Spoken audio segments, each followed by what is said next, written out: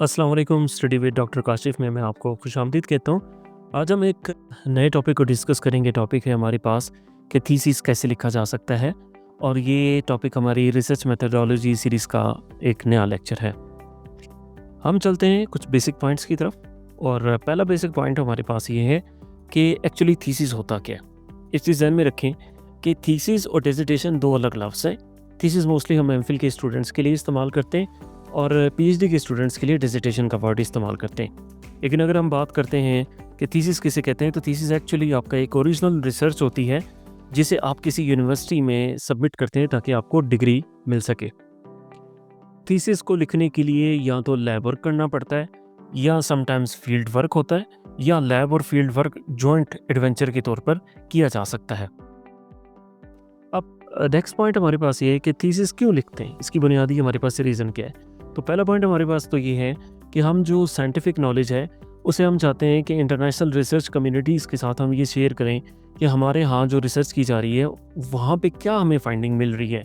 इसके अलावा जो हमारी कॉमन जनरल पीपल होती हैं, हम उन्हें भी बताना चाहते हैं कि रिसर्च के हवाले से रिसर्च कम्युनिटी किस किस्म के नोवेल काम कर रही हैं। और हम ये भी रिसर्च में जानने की कोशिश करते हैं कि पहले जो दुनिया की मुख्तलिफ कंट्रीज़ के अंदर जो रिसर्च की जा रही है, अगर एग्जैक्टली आप वही रिसर्च परफॉर्म कर रहे हैं तो एक प्रूफ भी हमें मिल जाता है उस फाइंडिंग के हवाले से जो rest of the world perform कर रही है।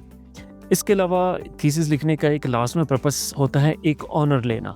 जैसे कि अगर आप एमफिल करते हैं तो आप अपने सीवी में ये चीज़ मेंशन करते हैं कि आपने एमफिल किया हुआ है, और जब आप पीएचडी करते हैं तो आपको जब डॉक्टरेट की डिग्री मिलती है तो आपके नाम के साथ एज ए ऑनर के तौर पे डॉक्टर भी लिखा जाता है। और जो थीसिस आप लिखते हैं वो आपकी इंटेलेक्चुअल प्रॉपर्टी होती है, जो कि आपकी यूनिवर्सिटी की वेबसाइट पे या हायर एजुकेशन कमीशन की वेबसाइट पे आपका थीसिस प्लेस होता है, जिसे कोई कॉपी नहीं कर सकता। तो ये आपकी इंटेलेक्चुअल प्रॉपर्टी भी होती है, क्योंकि आपने मेहनत करके एक थीसिस लिखा होता है। अब कुछ की करैक्टरिस्टिक्स थीसिस के। फर्स्ट ये कि हमेशा स्टूडेंट्स के जहन में क्वेश्चन आता है कि थीसिस की लेंथ कितनी होनी चाहिए। देखिए, थीसिस को आप पेजेस में या वर्ड काउंटिंग में हमेशा ना गिनें।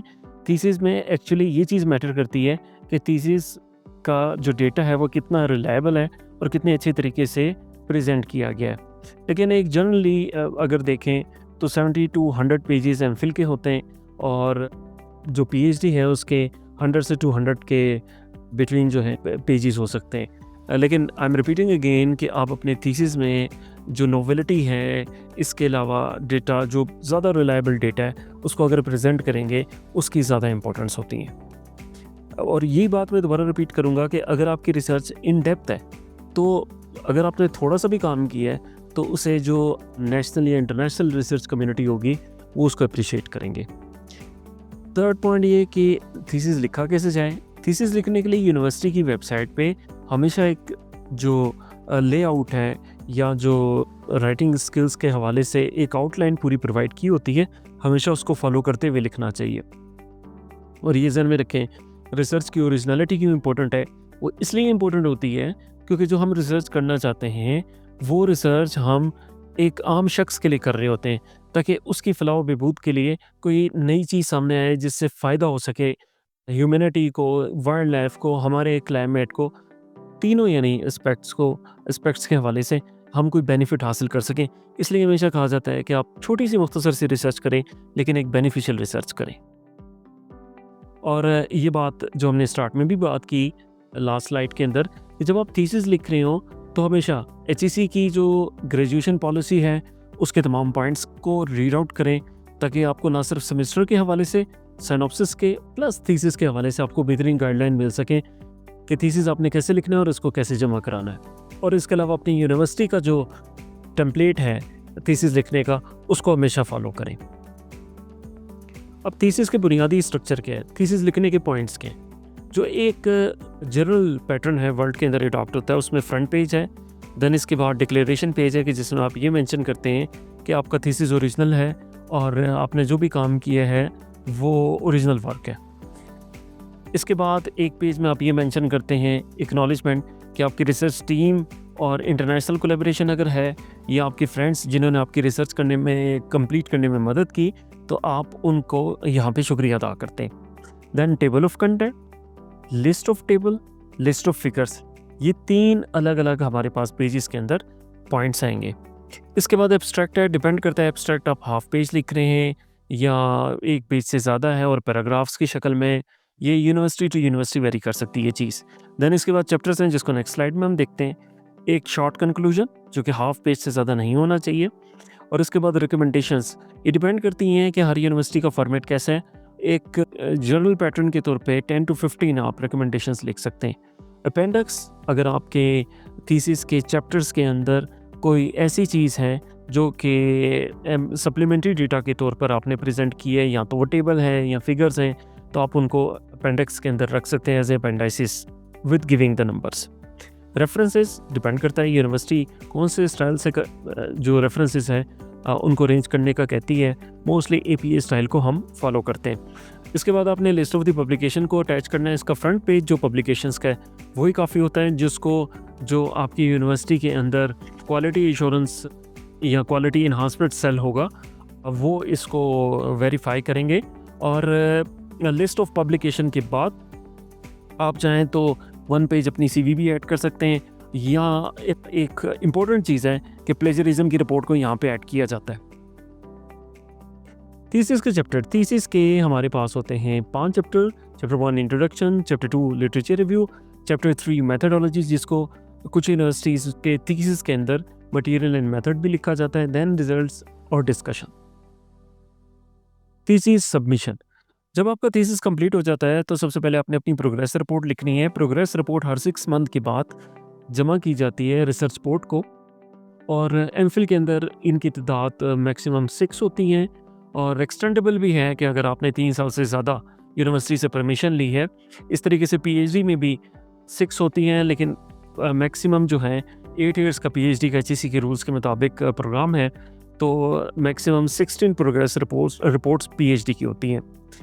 टर्निटिन की जो सॉफ्टवेयर है जिसकी प्लेजरिज्म रिपोर्ट वो भी इम्पोर्टेंट है, थीसिस के साथ ही सबमिट होती है।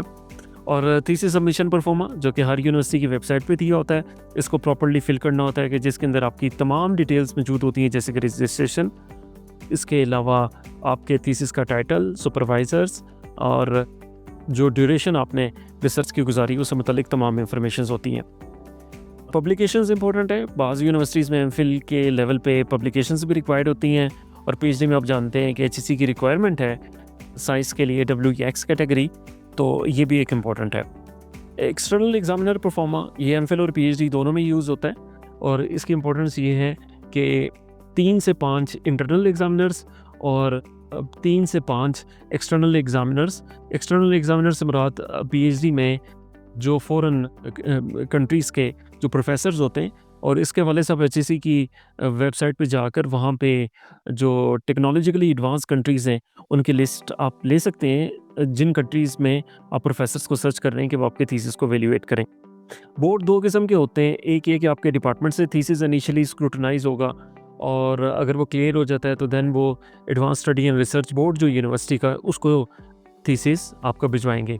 लेकिन एक इम्पोर्टेंट चीज़ है कि समटाइम्स आपको जो है एक प्री डिफेंस भी देना पड़ सकता है थीसिस सबमिशन से पहले। अब जो थीसिस का अप्रूवल होगा, तो वो अप्रूवल जब आपका थीसिस क्लियर हो जाता है इंटरनल और एक्सटर्नल एग्जामिनर से, तो उसके बाद आपकी यूनिवर्सिटी थीसिस के इनिशियल अप्रूवल देगी। और समटाइम्स कुछ यूनिवर्सिटीज़ के अंदर जो रेलेवेंट आपके डीज होते हैं उनको कहा जाता है कि वो इंटरनल और एक्सटर्नल की रिपोर्ट ओपन करें और आपके डिपार्टमेंट के चेयरमैन के थ्रू आपके सुपरवाइज़र को रिपोर्ट भिजवाएं, ताकि जो वाइवा का प्रोसेस है उससे इनिशिएट किया जाए।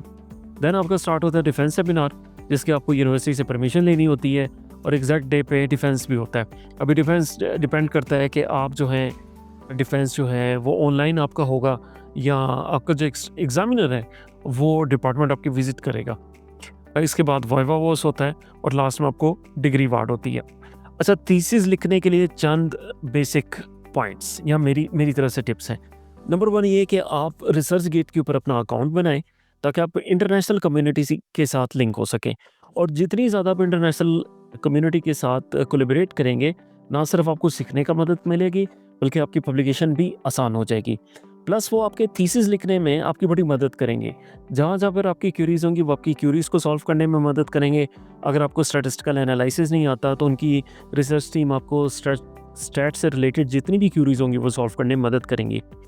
एक हैबिट अपनी लाइफ के अंदर डेवलप करें कि डेली 1 से 2 रिसर्च आर्टिकल पढ़ने की कोशिश करें, और अच्छी और हाई क्वालिटी के।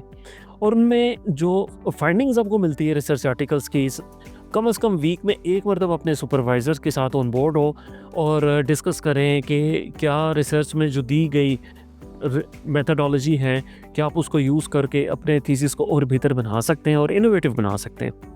और हमेशा ये कोशिश करें कि एट लीस्ट डेली बेशक हाफ पेज लिखने की हैबिट को ज़रूर अडॉप्ट करें।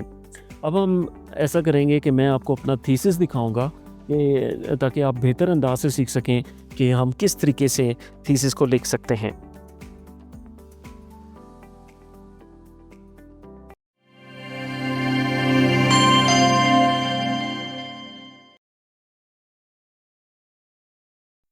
अब हम प्रैक्टिस करते हैं कि थीसिस का एक सैंपल जिसके ज़रिए हमें क्लियर इंफॉर्मेशन मिल सकती है कि हम थीसिस कैसे लिख सकते हैं। फ्रंट पेज पे देखें, सबसे पहले नाम लिखा होता है टाइटल का, देन लोगो के बाद ऑथर का नेम, देन उसके बाद कि ये पीएचडी की डिग्री के लिए थीसिस लिखा गया है, सुपरवाइज़र को सुपरवाइज़र का नेम, डिपार्टमेंट, यूनिवर्सिटी और सेशन। उसके बाद ऑथर की डिक्लेरेशन और सिग्नेचर, देन प्लेजरिज्म अंडरटेकिंग कि थीसिस के अंदर किसी किस्म का प्लेजरिज्म का डेटा मौजूद नहीं है। उसके बाद सर्टिफिकेट ऑफ द अप्रूवल जिसमें एक नेम, एग्जामिनर नेम, सुपरवाइज़र को सुपरवाइज़र और फैकल्टी का नाम, देन उसके बाद कंट्रोलर ऑफ एग्जामिनर की तरफ से लेटर जो कि एचईसी को भेजा जाता है ताकि जो थीसिस है उसका एचईसी की वेबसाइट पे अपलोड किया जाए। उसके बाद एक्नॉलेजमेंट जिसमें आप अपने सुपरवाइज़र को supervisor, research team, international collaboration के जितने भी साइंटिस्ट थे उन सब का नाम पैराग्राफ्स की शक्ल में लिखें। देन उसके बाद आप डेडिकेशन लिख सकते हैं अपने फैमिली मेम्बर्स को, अपने फ्रेंड्स के लिए 2 लाइन से ज़्यादा नहीं होनी चाहिए। उसके बाद certificate from the supervisor and को सुपरवाइज़र वो लिखा जाता है जिसमें सुपरवाइज़र के सिग्नेचर्स होते हैं। इसके बाद एब्स्ट्रैक्ट है जो कि एक पैराग्राफ के अंदर मोस्टली लिखना होता है। कुछ यूनिवर्सिटीज़ में 300 वर्ड्स की डिमांड की जाती है। उसके बाद टेबल ऑफ कंटेंट के बाद नेक्स्ट लिखना है list of the table, list of the figures, list of the appendices या नॉक्शस। उसके बाद list of the abbreviation. Then start होता है चैप्टर 1 जिसमें इंट्रोडक्शन को आप पॉइंट वाइज करके लिखेंगे और पैराग्राफ्स के अंदर 6 to 7 लाइन के बाद आपको पैराग्राफ नया स्टार्ट करना चाहिए। इंट्रोडक्शन में आप चाहें तो फिगर्स भी आप ऐड कर सकते हैं। उसके बाद है प्रॉब्लम स्टेटमेंट जिसे आपने बड़ा शॉर्ट करके लिखना होता है एक पैराग्राफ के अंदर, सिग्निफिकेंस या जस्टिफिकेशन ऑफ द स्टडी, और देन ऑब्जेक्टिव्स जो कि 3 to 5 हो सकते हैं। उसके बाद लिमिटेशन ऑफ द स्टडीज़ लिखना है और इसके साथ इंट्रोडक्शन का चैप्टर कंप्लीट होगा। देन नेक्स्ट चैप्टर स्टार्ट होगा जो कि है रिव्यू ऑफ द लिटरेचर। यहाँ पे भी आप चाहें तो फिगर्स ऐड कर सकते हैं। Then chapter 3 material and method जिसको आप हेडिंग्स दे के पैराग्राफ्स की शक्ल में लिखेंगे। 4th चैप्टर रिजल्ट्स है और रिजल्ट्स में आप फिगर्स और टेबल्स एग्जैक्टली इस तरीके से नंबर दे के लिख सकते हैं। उसके बाद नेक्स्ट चैप्टर हमारे पास है डिस्कशन। इसमें भी आपने पैराग्राफ्स के अंदर रिजल्ट्स को एक्सप्लेन करना और कंपेयर करना है दूसरे रिजल्ट्स के साथ। Then conclusion, a short comprehensive conclusion आपने प्रोवाइड करना है। इसके बाद रिकमेंडेशंस जो कि 10 से 15 आप दे सकते हैं लेकिन वो आपके रिजल्ट से कोरिलेट करती हों। Then references in APA style mostly recommended by the universities. उसके बाद अपेंडाइसिस, और अपेंडिसेस के बाद जो पब्लिकेशन है आपने वो दिखानी है। पब्लिकेशन के बाद आपकी प्लेजरिज्म की रिपोर्ट लगेगी। इस तरीके से ये जो हमारा थीसिस है ये कंप्लीट हो जाता है।